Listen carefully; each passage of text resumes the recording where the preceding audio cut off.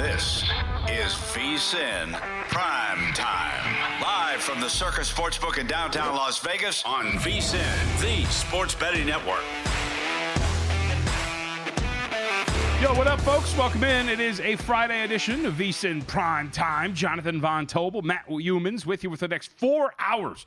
It is a loaded NBA card. Got a little bit of baseball as well. The last few days of the regular season dwindling in the association. We'll get through all the tiebreakers, all of the contests, and everything in between. But we start with the PGA because the Masters, of course, is winding down its second round. And we have a little bit of drama here on the final few holes, including everybody's presumptive winner of Augusta this year, Scottie Scheffler, finding himself in a little bit of danger. His first shot off the tee on 18 went well into the Magnolias.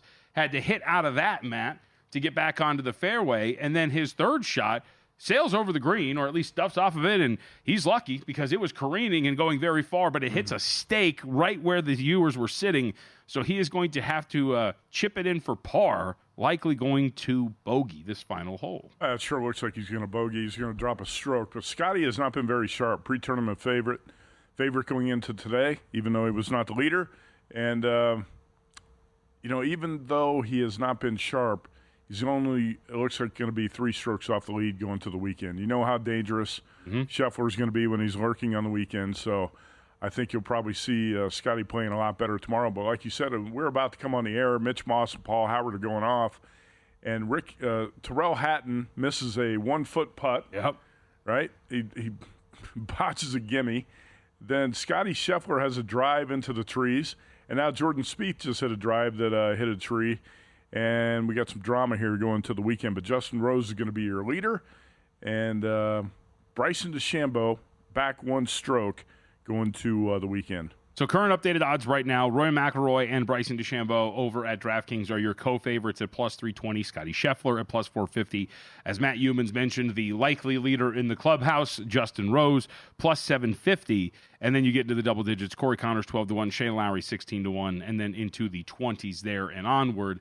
For what it's worth, Data Golf, a good site when you look at their model, a chance to win. Still Scheffler, their favorite, 19.8% chance to win this thing, followed by Rory McIlroy, then Bryson DeChambeau, and then Justin Rose. So at least in terms of some of the models, some would say that it is still Scheffler's tournament to lose. Yeah, I wouldn't say that because there's so many elite players up at the top. Yep. Right? And you're going to be likely 3 strokes back of the leader heading into the weekend. He's going to tap this in for bogey. Yep. He is going to be 3 back. So he'll be behind Rory, Corey Connors, DeChambeau, Rose. I don't think Rose is going to hang on through the weekend, but the big story I think today is Rory McIlroy back from the dead. Yeah. How many people wrote him off last night? Well, this is not Rory's year. Have to wait till next year. And he comes out and fires a 600 today, and he's going to be tied for 3rd going to the weekend. All right, we got some NBA games about to tip. I was just going to say, too, and going to the back 9 as well. It looked like, just one birdie. Rory just go on, and then the back 9, he lights it up.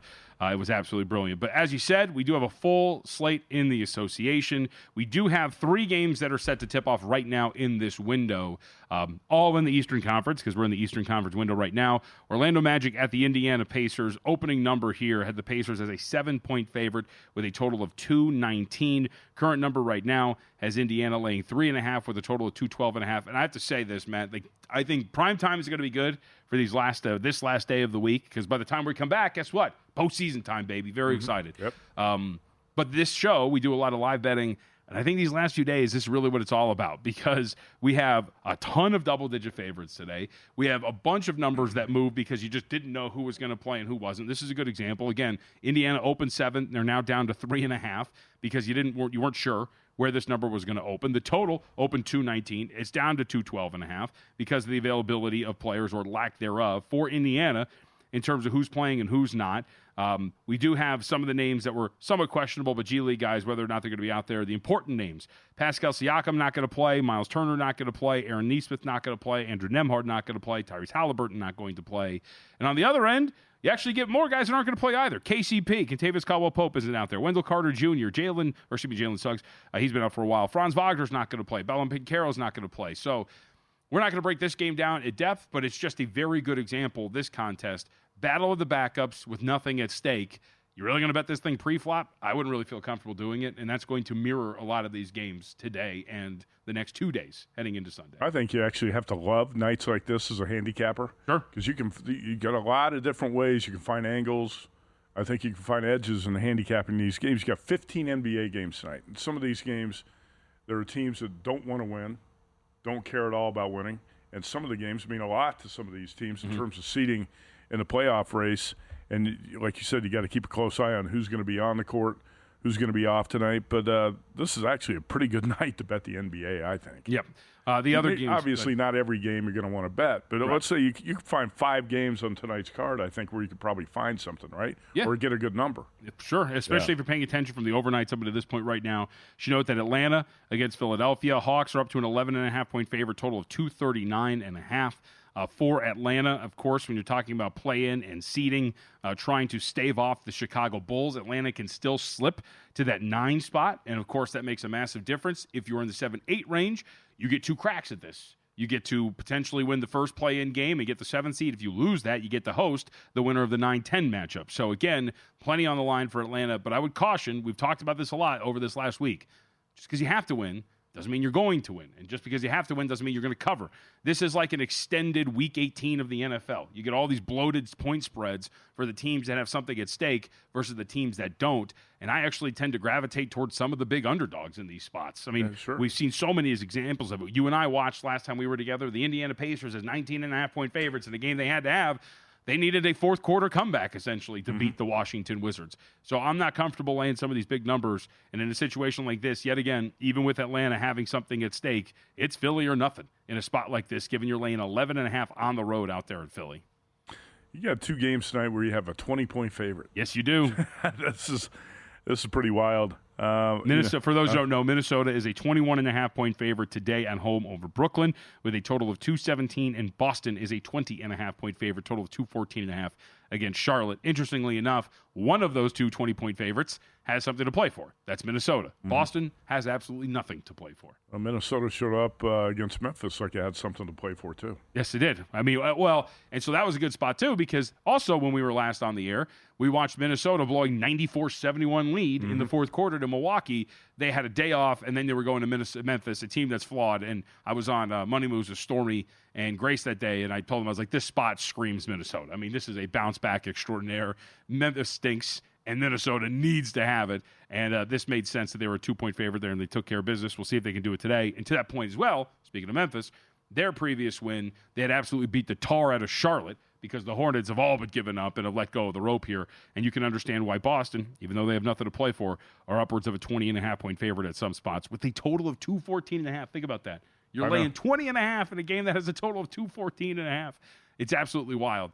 So I wanted to do this. But I want to say one thing. What you said about Week 18 in the NFL and tonight in the NBA is appropriate. Right. This feels like a Week 18 type of scenario for the NBA. I mean, I would totally be in. Again, like Charlotte, that's a big number. Part of it is that they don't care, but Boston has nothing to play for. And even if you're talking about some guys that are rotation players in the depth of the Boston Celtics being on the floor for them, you don't know how long they're going to play. You don't know what the rotations are going to be like, whether Joe Mazzulla or not has like some idea of maybe giving guys some extended rest, whatever it is. So I'm not in the business of laying such a big number considering where they're at. Only Jaylen Brown is on the injury report today. I don't know if you're going to get a full-throated effort from all these guys knowing that they're just looking ahead to the postseason, being locked into the 2 seed. I'm with you. It would be dog or pass here. Yep. I would take probably Hornets plus 20.5 if I were going to play this game. How many bets did you actually make today? I've got nothing, actually. Oh, you got nothing right now? I didn't feel – we was watching a lot of Masters, didn't feel like jumping in, and I figured, you know what, we're going to be sitting here doing some live betting. But I think just for the sake of having a sweat, I wanted to see where the market was going to get with Hornets and Celtics, and let's see if maybe we can get one of some of these big underdogs to cash. So I think Hornets for sure, a side worth betting, and there's a 20.5 out there that I'll snag, and we can sweat that out when this game gets started here in a couple of minutes. So I didn't have anything coming into today. It's going to be ugly. That game doesn't start till 4:40 p.m. Pacific time, so we have plenty of time to see where the market gets to. You mentioned it, though. A lot of the matchups today, there's going to be Team A with something on the line versus Team B with nothing on the line. A lot of that takes place in the Western Conference. So I wanted to roll through some of these because we do have clinching scenarios tonight in the association. So we'll start with Denver. Denver clinches a playoff spot with a win and a loss by either the Los Angeles Clippers, Golden State Warriors, or Minnesota Timberwolves. Clippers clinch a playoff spot with a win and a loss by either Denver, Golden State, or Minnesota. The Golden State Warriors clinch a playoff spot with a win and losses by Memphis and Minnesota. Memphis is locked into the play-in tournament with a loss and a Golden State win.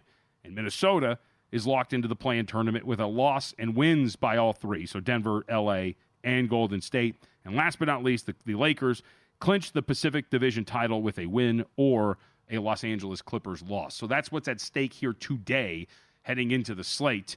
And that's going to be pretty interesting for a couple of these teams, namely Memphis. But as you could tell, all Western Conference teams. And remember, just for anybody who isn't entirely clear on it, clinching a playoff spot means top 6. You don't have to participate in the play-in. It does not mean that you were into the play-in, and that's going to be something we can monitor tonight. Yeah, I assume the Rockets are sitting a bunch of guys out tonight because the Lakers 12-point favorites. Game doesn't mean anything to Houston, but it does mean a lot to the Lakers, right, to clinch the division. Yep, Dylan Brooks, Alperen Şengün, Jabari Smith Jr., Amen Thompson, Fred VanVleet, all out tonight for the Houston Rockets. I think all those guys played against the Warriors 5 days ago. Yes, they did. And Houston, this is the time where you're going to see this. There's only a couple of days left in the season, so you're going to sit some guys back and see what you have. Sunday's going to be great. I can't wait to see it. There's going to be some massive games that are going to be with huge implications on the line for this Western Conference, which is all up in the air. All these teams, you finish as high as 4 and as low as 8. It's going to be absolutely crazy to watch it all play out. Oh, Warriors are going to be one. We'll talk about it later in the show tonight. Warriors got 2 games left, and both games are going to be really important. Yep. All right, on the other side, America's hero, Dave Ross, joins us. Get his thought. He's a big golf guy. You got to get his thoughts on what we've seen up to this point and a little bit more with Super Dave when he joins us next here on VSiN PrimeTime.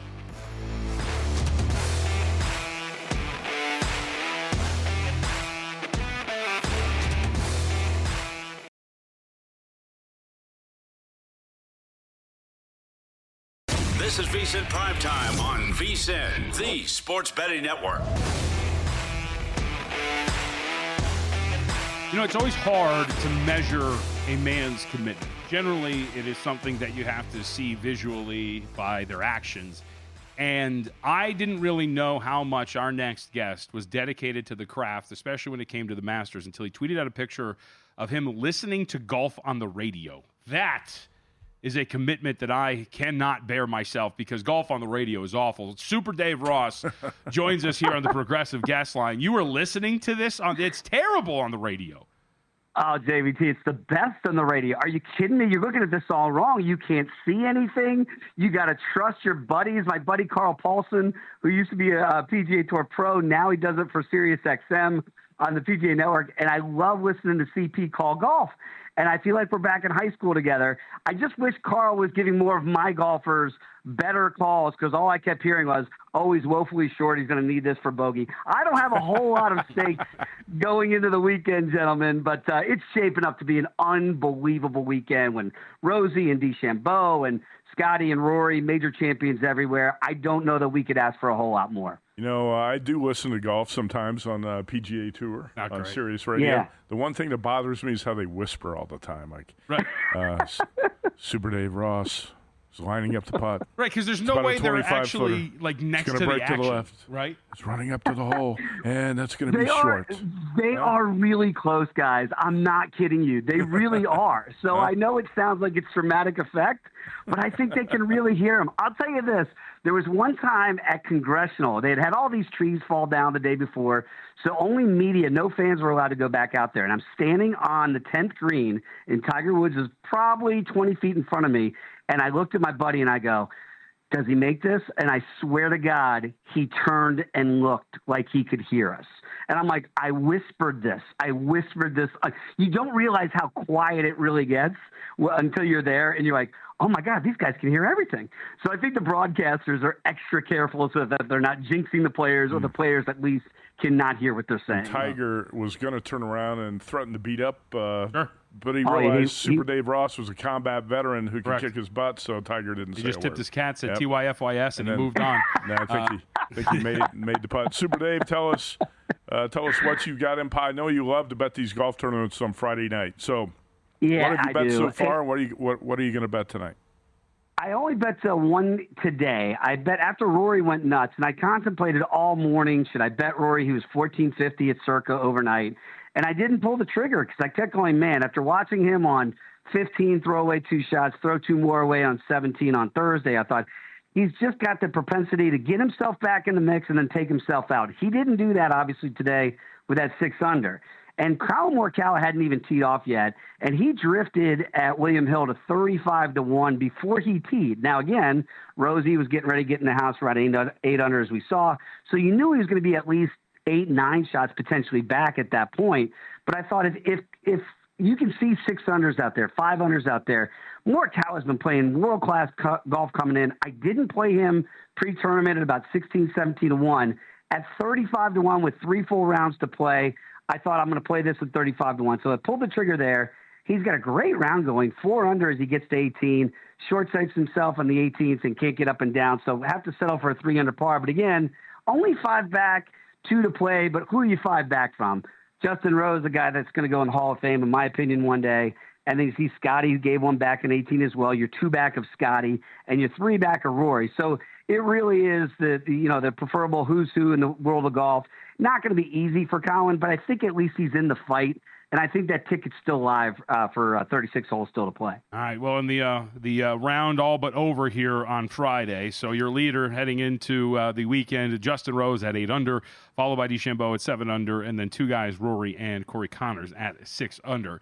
All right, Dave, let's head to what I think many would consider the antithesis of golf, the UFC, and we will be out in Miami. So very excited for this. UFC 314, Volkanovski and Lopez are going to be going at it. But before we get to the headliner, anything in terms of maybe main card, prelims, but the bout that you like the most in terms of a wager you have in pocket?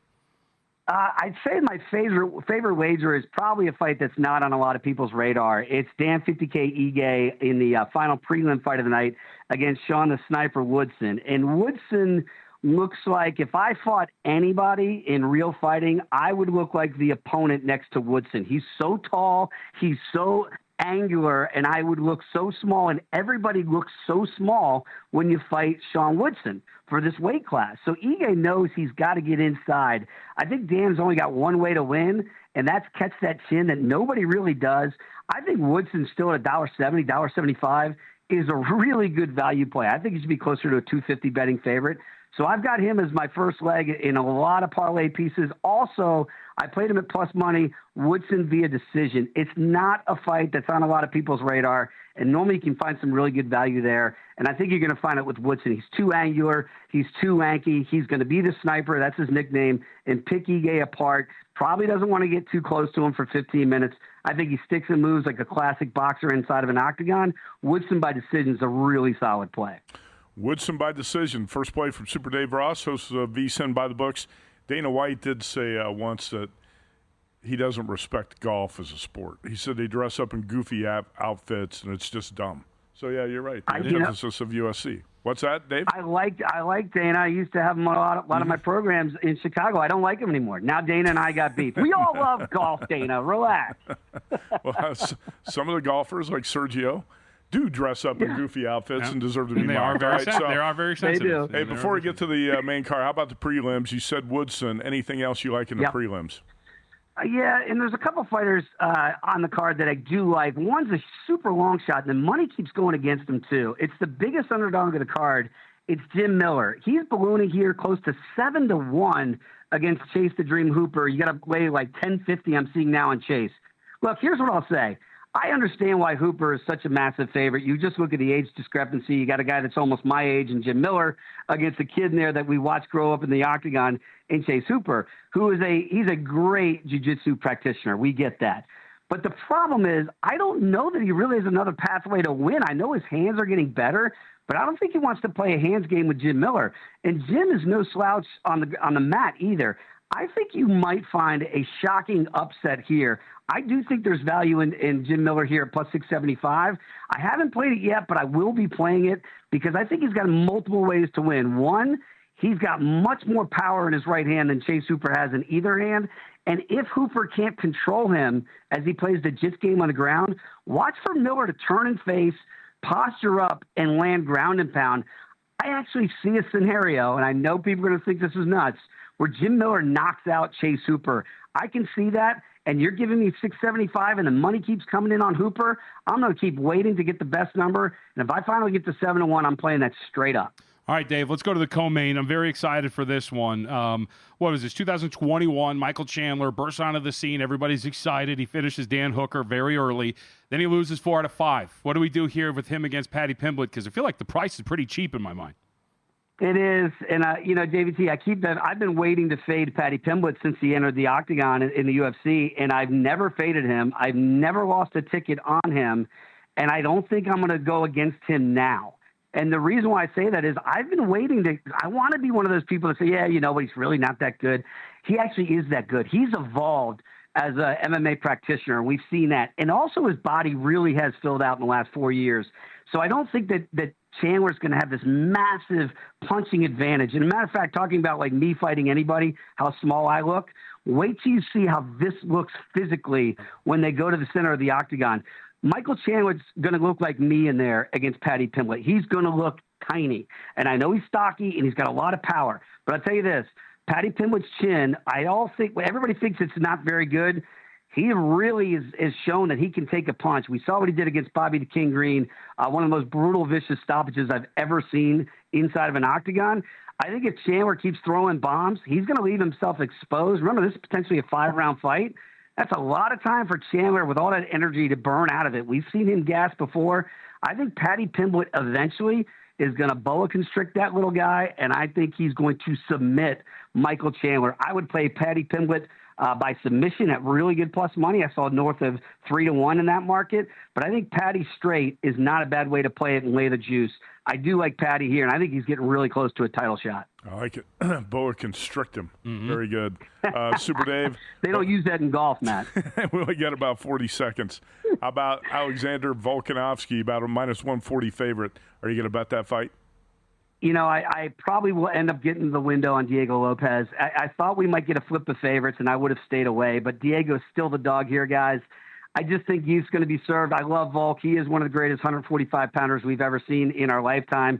But Father Time is undefeated. I think it's on to the new. Diego Lopez is the new. Volk has to win this fight late. Anything early, look for the small dog here. I think Lopez is the truth. And sadly, I think we've seen the best days of Alexander Volkanovski. Father Time may be undefeated, but he's on the ropes against you, Dave Ross. Appreciate it, buddy. I'm fighting the good fight, boys. Thanks a lot, man. Dave Ross, of course, in the morning with our friend Jensen Lewis. You can check it out, 7 a.m. Eastern Time. We'll take a break, come back, give you our final look at the card and the updated odds for the Masters heading into Saturday.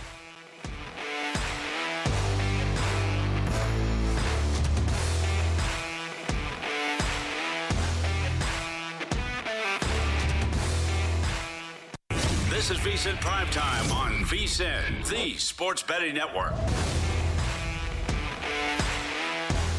All right, day all done at Augusta. We still have 2 rounds left, of course. As it stands, Justin Rose, your leader heading into the weekend. It was a very fun but sad statistic when I was watching the broadcast earlier today.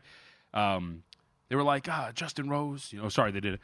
Justin Rose here in the lead. And, Scott, Rose has led at Augusta after the first round 5 times in his career. And I was like, I'm like, oh, yeah, but he doesn't have a jacket. That's kind of a sad statistic. So he is the leader after 2. Maybe that's good for him. Very difficult to go wire to wire. Rarely ever happens in any golf tournament, let alone the Masters, and that's why I don't think Justin Rose is going to hang on for the weekend. But I can hope that this is the outlier, JVT, because, there are times on that math model when that 1% hits, right? That's very true. Maybe Justin Rose is going to be the outlier. We might be the most pro Justin Rose show. You have a ticket on him to win this thing. I also have a ticket to him on him to win this thing. Our little Masters draft, I have him there too. So the most pro Justin Rose desk, I think, in America, right here. Got to be. We're rooting for the Englishman. Bryson DeChambeau at 7 under. Rory McIlroy. Corey Connors at 6 under. McIlroy himself, a pretty good story here today. Shoots a 72 yesterday. A wild first round for McIlroy where it looked like, hey, this guy's going to run away with it. Then 15 and 17, double bogeys. Ends up going, I think it was even at the beginning of the day. And then, of course, 6 under for the day. Has a very good one. And then we have... why did that change? I don't know why. Oh, I completed round 1. Either way, that's how it stands right now. Odds to win this thing. Before I get to them, how do you handle? Do you bet at all into the weekend, or do you just ride with what you got? I'll probably add something tonight, but while we talk about it during this show, I'll get that figured out too, because I've already got stuff on several players up here on the leaderboard. Rory, I do not have anything on him. I bet DeChambeau last night at 8-1. Wrote about that in the little VSiN.com write-ups we do after each round. I've obviously got stuff on Scheffler, DeChambeau, Rose, Lowry, Morikawa. I don't have anything on Rory. I don't have anything on Corey Connors. I was going to bet him last night, that I didn't pull the trigger on that. So I'll wait to see if he hangs around one more day. His odds went from 18-1 to 12-1, so he's still an option. I don't have anything on Tyrrell Hatton, but I don't think he's going to win. So that's one guy I'm going to kind of leave out here, I think. I don't have anything on Jason Day either, but I got it pretty covered up going into the weekend. I might add something tonight, like a top 5 or a top 10 or a win bet. If I see something that here in the next couple hours I think I should play. But I feel pretty good about where it stands going into the weekend. Yeah. From a betting perspective, it couldn't be much better right now. And I think just from a fan's perspective, you got to love what's coming over the weekend, right? Next 2 rounds with all these big names, and you even have a Cinderella on the leaderboard. I can pretty much guarantee that going into this week, most golf fans did not know who Matt McCarty was. Sure. But 5 under, 4 under for today, and had a very, very good showing, obviously, to be tied for 5th. And after a rough start to his round 2. Double bogey, bogey. You're looked like okay, reality sets in. This guy, he won in his 3rd PGA Tour start last October in Utah. And he played college golf at Santa Clara. Yep. This is a guy that really hasn't been hyped by the media at all. And I think a lot of people looked this week and said, who is that? Yep. Well, he's on the leaderboard. We'll see how long he sticks around. But, it would be a bookmaker's dream, not here at Circa because they took a big bet on McCarty from, I think, someone who was affiliated with one of his sponsors or somebody. I heard Mike Palm talk about it. Yeah, okay. It would be a bookmaker's dream most spots if a guy like that won the tournament, and then you scoop the pot on all the other popular players. Oh, of course. Right? Yeah, we've talked about this. I mean, I don't think there's been a few long shots, I'm assuming this happened in the past, where you have one ticket or maybe none that would come in and win some of these events. Obviously not the majors, but the stuff like that, very good for most shops when you're talking about that ultimately happening. But McCarty, I thought, cooked. Then he birdies 4 straight and 6 out of 8 and has a tremendous round. Did bogey 18, though, so maybe a sign of things to come. But operating at such a high level that at some point it was set to kind of fall back a bit. And you mentioned, like, the depth of this. Overall, too, I mean, there's some really big names all the way down through like 3 under that could still kind of swing back into this thing after some big weekends. Matsuyama is 3 under after a 4 under day today. We talked about Morikawa, who is 3 under today and is 3 under for the tournament. Your guy, Fat Pat, is at 3 under, as is Ludwig Oberg. He was on over today, so he kind of fell a little bit flat on his face. My guy, the great white whale, my Moby Dick, Tommy Fleetwood, with a 3 under day, 2 under for the tourney. So you got some big names that are within striking distance as well.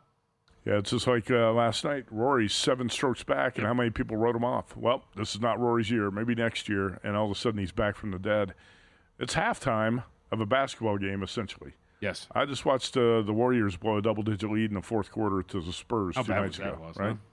So we watched somebody blow a 20-point lead in the 4th quarter the other night. There's a lot of things that can happen here. You can't overreact to it right now because we got a long way to go in this thing. You might want to look at some. See, I bet Colin Morikawa pre-tournament 17-1, so I'm not going to play him right now. But would you consider playing a guy in that 20 to 40 to 1 odds range, 20 to 51? Yeah, why not? Take a look and see if there's somebody who jumps out to you that could make a run on the weekend. Some of the like names, Hideki Matsuyama, a guy like Xander Schauffele, even though I wouldn't necessarily recommend Schauffele. Hell, again, because this just goes to, history and how these models work and how these numbers work. But if you're a believer in Matt McCarty, over at DraftKings, you're getting him still at 75-1 to win this thing. A guy that's tied for 5th and had a very good day today and could just be filling this course. Pressure is probably going to be too much for him. Yeah. It's one thing when you're watching on TV when you're out there at Augusta and he's playing in front of the biggest crowds he's ever played in front of in his life and all this. He's highly unlikely to close the deal. But that's what you got to look for right now, too, is your guy, Tommy Fleetwood, in the 90-1 range. Yeah. Right? If you didn't bet him pre-tournament, would you think about betting him now? Sure. He's not out of it. I have him at 33-1, but I would agree with you. And here's the thing about Tommy that's aggravating, and you can speak to this, too. he is capable of massive rounds on both ends of the spectrum. He is capable of coming out. I still hold on to it. It's why he is part of my White Whale Club.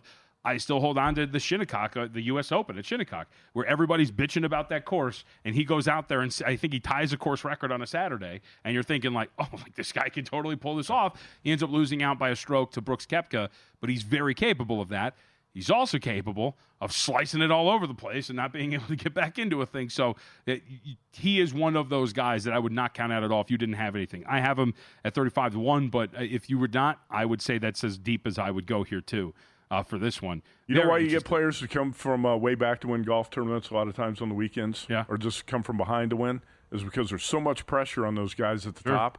They're playing a little bit conservatively, and they're not really going for it. When you're behind, you can just let it rip, right? You don't have the pressure, and when you're coming from behind, a lot of times that's an advantageous position in a golf tournament, and that's why a lot of times the leader going into Sunday doesn't win these things. I think last year there was a streak with 15 straight tournaments where the third-round leader going into Sunday did not win. Wow. And it's because the guys trying to make the comeback are playing with no pressure and just letting it roll. They can afford to make a mistake because they're not in it. Leader cannot. Exactly. Because the leaders leading. they're playing conservatively because they feel the pressure and they're just trying not to blow it. Yep. So some of the interesting statistics here, too. Justin Rose today, I wanted to point out there's a couple of these things. For example, if you go back to the first round, he had gained 5.3 strokes putting in the first round. I knew his putter was going to cool off. Yep, and today down to just over 2 at 2.1. So you get these things. Bryson DeChambeau, big reason why he was great today. He was awesome around the green. Strokes gained around the green plus 3.23. Chipped in. Yep, it was fantastic. Yep, there.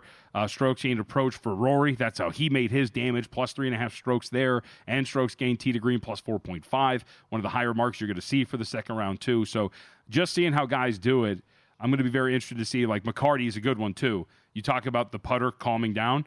He strokes gained putting today plus 3.7. It's a very high mark for a single round. Was second best for the round, right behind Rasmus Højgaard, who is at just almost 4 flat.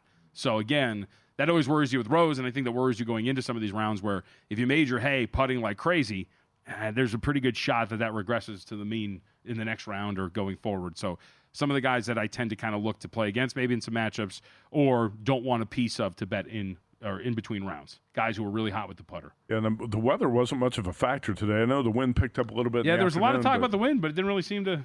Didn't seem like it was that bad. Now, I don't think weather's going to be a factor on the weekend. When you're looking at matchups, I don't think there's going to be tee times that going to give certain players any advantages. Yep. Looks like the weather's going to be pretty good over the weekends. It looks like, speaking of pretty good, this deal's pretty good. No ifs, ands, or buts about it, right, Matt Youmans?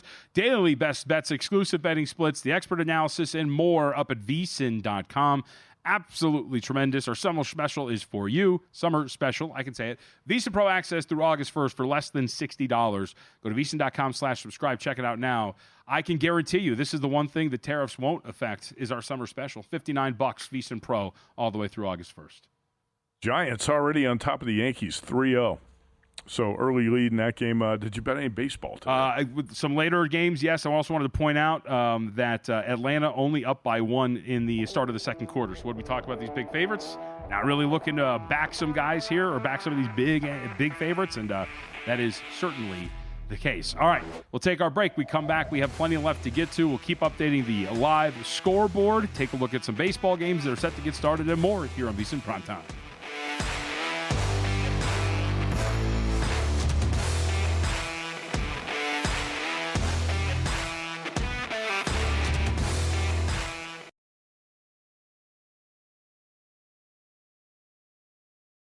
This is VSiN Primetime on VSiN, the sports betting network.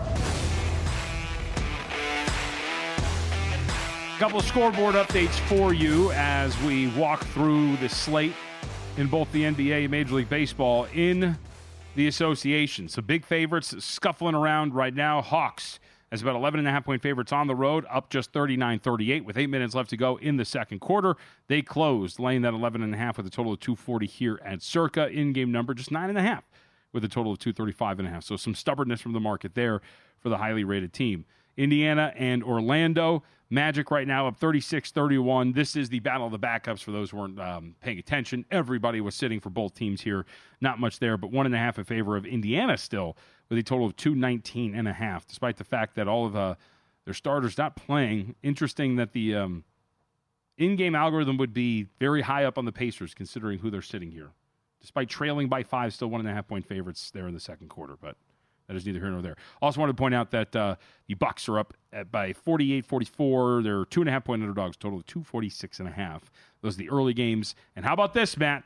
Hornets up 10-4 in the early going over the Boston Celtics, catching 16.5 now with a total of 215.5. So big dogs barking. Actually, I was going to bet the Hornets. Slipped my mind and did not get to play in. Did you bet that? Got a little bit on plus 20.5. So right here at Circa. Hornets. 20.5 was the best number.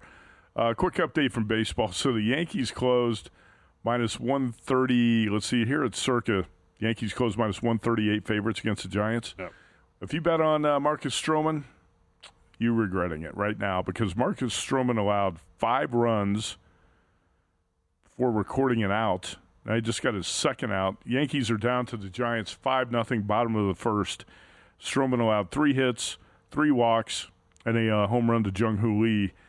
So Yankees down in a 5-0 hole.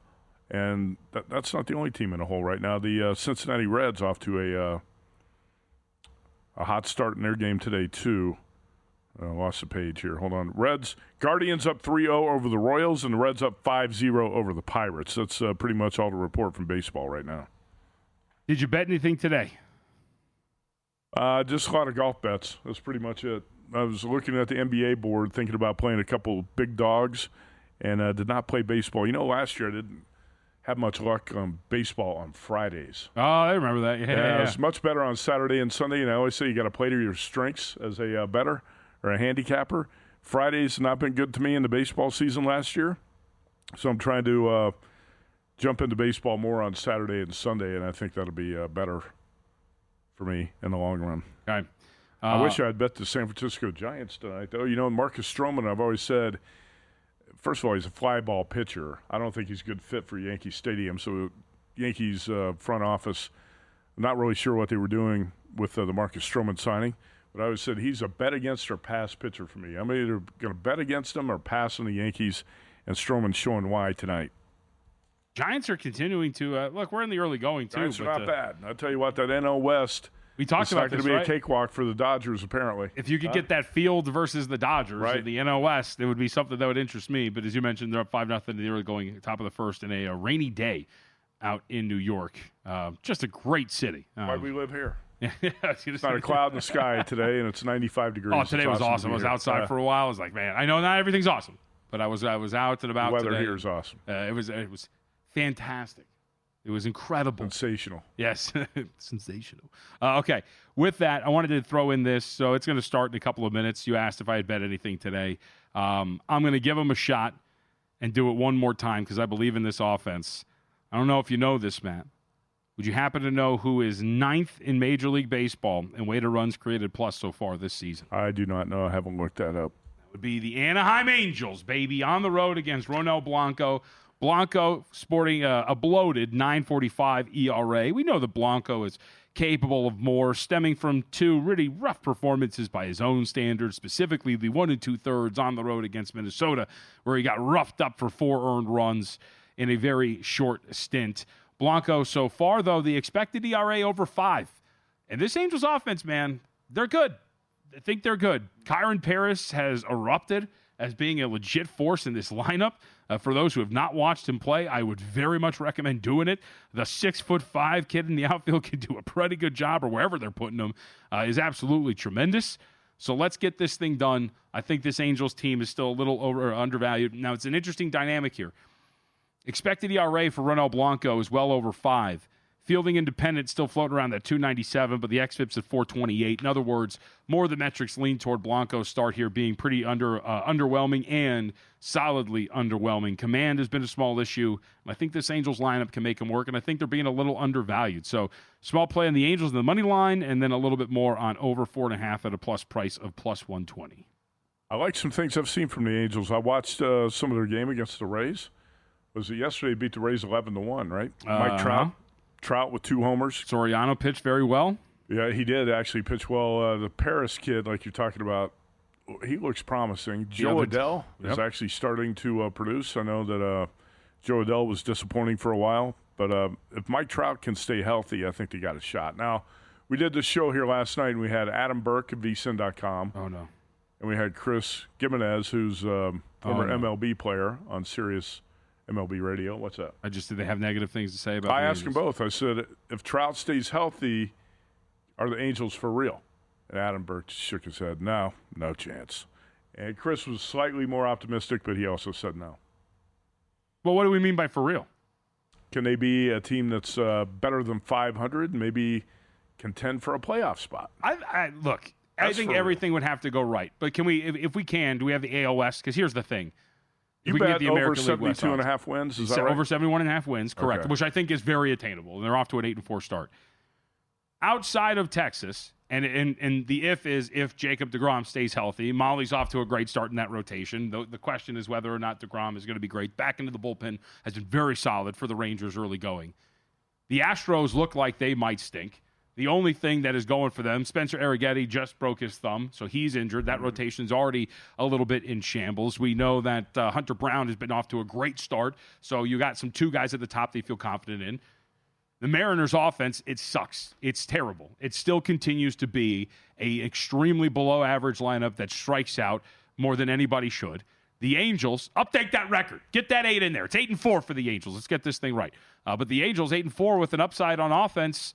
Look, I don't think they're going to win the World Series, but this division doesn't look that tough. I'm guessing you probably find a little bit better price out there. Let's say you get 25-1 now on the Angels to win the division. Would you take it? I'd take a piece of that, yes. Okay. I think the odds are better that they can win this division, especially if the flaws with the Astros, the Mariners, and the Athletics that we see in the early going are true. I think that is something that can be had. And then all of a sudden you talk about, again, the Rangers. If DeGrom goes down and all of a sudden you're looking at a rotation that's pretty thin, and you're wondering, can Eovaldi and Tyler Mahle really carry us through the rest of the way? It's fair. Right? I'm not very high on Seattle, and obviously the A's got a long, long way to go. If everything fell right, the Angels, I think, could contend for a playoff spot. Let's put it that way. Mm-hmm. That's for real, right? If you're above 500 and you got a chance to contend for a playoff spot, that's what I mean by are they for real? Yep. Jeez, it is pouring. You got to feel pretty good about your over 71.5 bet. So in the Bronx, we got a downpour, right? Yeah. Are the Giants still at bat in the first inning? They are.